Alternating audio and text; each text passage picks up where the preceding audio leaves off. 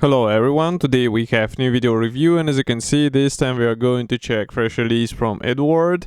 And this time we have quite an interesting kit because it's a famous Dora from Focke-Wulf 190, and as you can see it's a D9 version, so so-called Wangnazen Dora, and we have it in 148 scale. I have to note straight away that this is not a completely fresh plastic, and it might be familiar to some of you, but still it is a good looking model which is quite fine even today, and that's why it's worth checking this new boxing which presents us new marking options, and it comes as a Profipack as you can see, so that's why it will be featuring all the traditional bonuses, meaning the P parts and masks, which are quite handy in case of such complex model. So the box size is quite typical. Here you can see comparison with my hand. We have really beautiful box art, and I think it's also available in form of poster, so if you would like to have it on your wall, then definitely get it, because it's really a good thing to make your room a bit better looking, let's say, or to look at something nice. And of course we have a commercial sample here, so that's the final shape of this kit, and it means that nothing in the contents will change, and you will get exactly the same stuff if you order it directly from Eduard original website. So first of all, I have to note here that we have the safety advices address of the manufacturer, and kit number is 8188. On the opposite side you will find 5 marking options, and of course we have this papagay stuff also included. As you can see, it's one of the markings, and it was also depicted on the box art. It's a top opening box, and here's what we have inside. So all frames are divided into several bags. You can see that transparent plastic bag actually carries this clear frame. Then we have the second plastic bag and the third for the larger spruce. And all of this stuff we are going to check now together, so just give me a moment. I will open the plastic bag number 1, let's say, and we will take a look at the clear frame. So here it is. Straight away you can notice that here we have the parts in several versions. Obviously you will not have to use all of them, and some of them will stay as a spare parts. This is actually a quite handy thing for those who are doing a lot of scratch building, and of course you can also treat it as a spare parts, but I mean something to replace if something is broken. But overall it's really good that Eduard includes a lot of extra stuff in the box. And as you can see, molding quality looks great. We have also masks because it's a Profipack, so that's why you don't be worried. You don't have to be worried about the possible masking issues, because you get all the necessary stickers in the package. Next, I'm opening another plastic bag which packs 2 plastic sprues. Just give me a moment to take them out. Okay, so first of all we are going to start with this one. Here we have wing parts, and as you can see we have the lower wing panel and the top wing panels here. And note that the wing mechanization is designed in a quite interesting way, because we have separate ailerons, but also we have molded in flaps here. They can be dropped, but you have to get the separate P set, which is sold as an accessory set, so you have to spend a bit extra. And of course the P parts will be more up to scale, but they will require some modifications, so be ready for this. And again, external features here, they look quite nice. So as you can see we have recessed panel lines and rivets, so it's just a matter of nice weathering maybe. And also if I flip it over here, you can see that we have the guiding elements which will help you with alignment of these parts, and that's also nice. By the way, here in the flaps area we have these recessed borders, and it's made especially for the P set, so that you can cut out in the right spots, and you won't have any problems with the wrong cut parts, let's say. Next we continue with the fuselage parts. Here we have quite an interesting situation, because as you can see we have the frontal section, or the nose section, pre-molded actually with both hulls. We have also the tail fin. Again, we have recessed panel lines here. We have one piece propeller, also here are cooling flaps. The top panel of the cowling, top panel of the nose area, so that's also quite a handy thing because you won't have any seams and gaps in this area. What I like is that this air intake is molded as a single piece part. It means you won't have to join it out of two parts, and this is really cool. And if we flip it over here inside, I can see that we have guiding pins. So with this size of parts, this is actually a necessary thing. So here you can see comparison with my hand, so do not underestimate it. It might look like a 1/48 scale fighter aircraft from World War II, but it's actually quite large. You will have to be careful in terms of the length, at least, of the fuselage. I'm not sure about the wingspan, obviously, because you saw that the parts were not that huge, but this modification, this version actually has really long fuselage. So next we continue with more parts here, and this time we get some cowling parts. So I'm glad to see that this frontal section of the cowling is actually one piece. We also have the engine radiator grills, so obviously the full engine is not supplied here, but we have quite nice exhaust stacks, and I think you can also upgrade them with original resin in case you would like to have even more up to scale parts.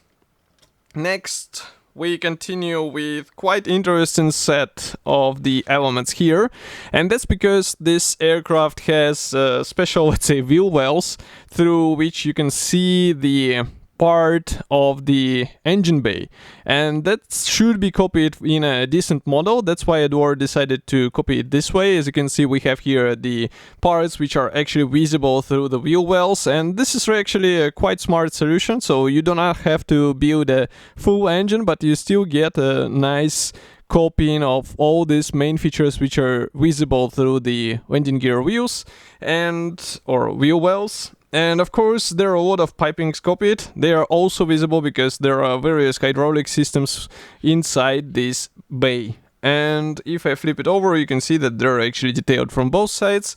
The only thing which you should pay attention is overall fitment of all this stuff or parts together, because it might be tricky in some places, but it's doable, especially for experienced modelers. Next we continue with the last gray plastic sprue. So here the biggest part, which is easily noticeable, is this one piece cockpit floor. We have also one piece landing gear wheels, which are given in two versions. Landing gear legs are here, tail wings together with elevators, some parts for the main wheel wells, some parts for the fuel tanks. We have here the separate ailerons, one piece pilot seat, some parts also for the tail landing gear, and everything looks clean and crisp. We also have several types of the instrument panel. In case you would like to use the P parts, you have to use the plain one. In case you would like to use the decals, you have to use the one with pre-molded dials. And next we continue with bonuses. So as I said, this is a Profipack, so that's why we have the masks and P in separate plastic bags. So I will show them in a second. First of all, let's zoom in, close the lenses maybe a bit, and here you can see masks. So they are quite handy for the clear parts, and as I remember, the Focke-Wulf in this version has quite a complex shaped canopy, and as far as you can see here, we also have the masks for landing gear wheels, which is also handy because landing gear wheels were molded as a single piece parts, as you remember. Next we continue with PE parts. And with PE parts, this is a traditional Eduard bonus. We have glazing on the dials. Obviously, these parts will go into the cockpit. And you might also use some parts in the external surfaces. So it will be a nice thing to add, especially in 1/48 scale. Such changes are noticeable, so do not underestimate it. And next we continue with quite large plastic bag, which carries decals. And here we have actually two decal sheets. Obviously both are printed in Eduard, so I just need to take them out. And we will start checking them one by one. So first of all, I will show you the stencils. They're supplied on this decal sheet. Let's close the lenses a bit and zoom out. So you can see that stencils are quite nice. Of course, it's written made in Czech Republic. And by the way, here you can see that it's 2011, the year of the original issue. And next we continue with the, let's say, new decal sheet. So this one is noticeably bigger, and I will have to zoom out a bit. So here we have all the necessary symbols for marking options which are included here. As you can see, swastika is also included. We even have some cockpit decals, but I would rather recommend to use the P parts, even though we remember that some models might have an issues due to the H with P parts, so that's why they will use the P decals instead of P parts. Next, I'm closing the lenses even more because here we have this assembly manual. It's a traditional Eduard brochure in color. We have the short history note on the cover here.